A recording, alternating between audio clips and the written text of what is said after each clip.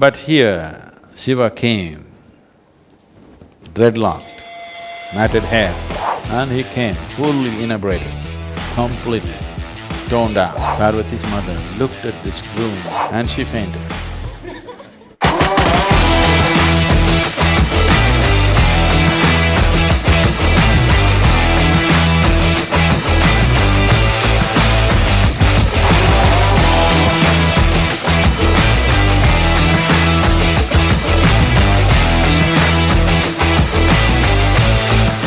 And the marriage was fixed. She is a princess. A huge wedding was set up. Everybody in that region, whoever is who and who is who of the region, everybody assembled. In India, this is a tradition, the bridegroom will come with his party. Usually you will see today, he will come riding a horse and big, they will show off their wealth and the bridegroom's people will come in full attire, showing off how they're better than the bride's people.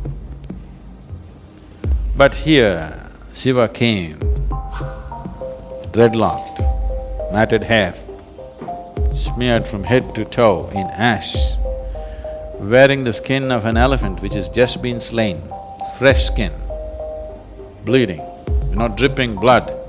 And he came fully inebriated, completely stoned out, like that.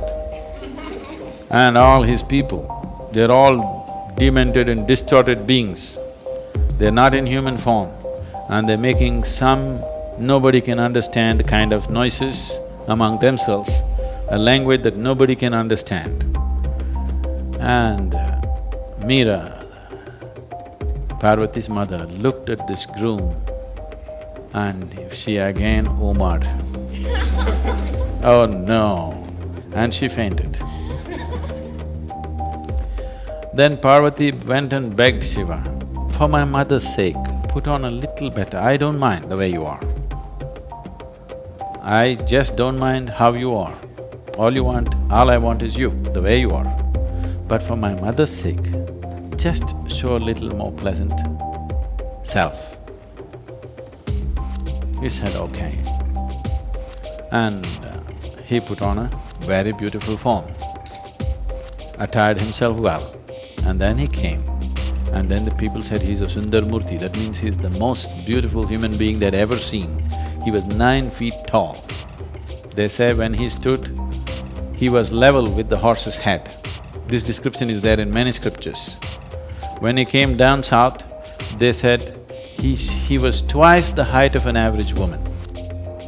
Generally in South India, now it's all mixed up, otherwise, southern Indian people, women were generally 4.5 to 5 feet, less than 5 feet.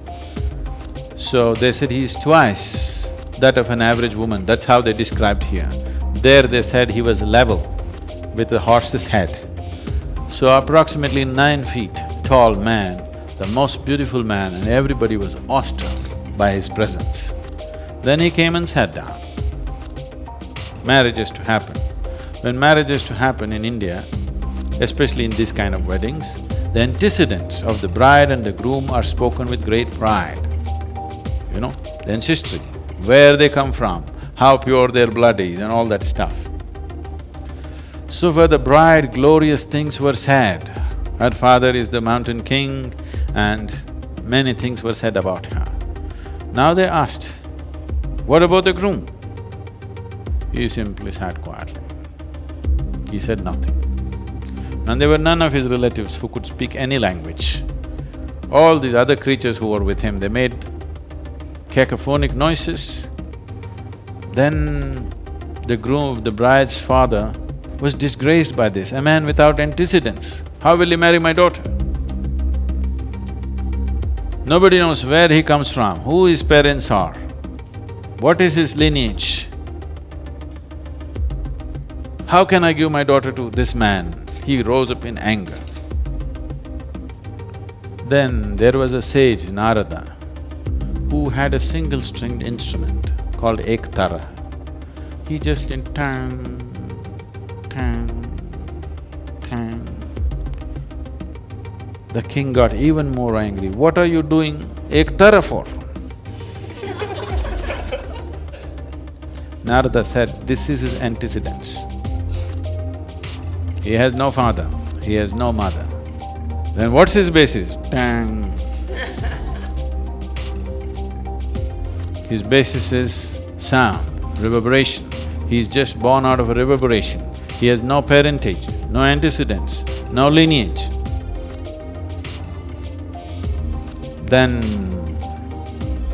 the king was freaking, but the wedding happened.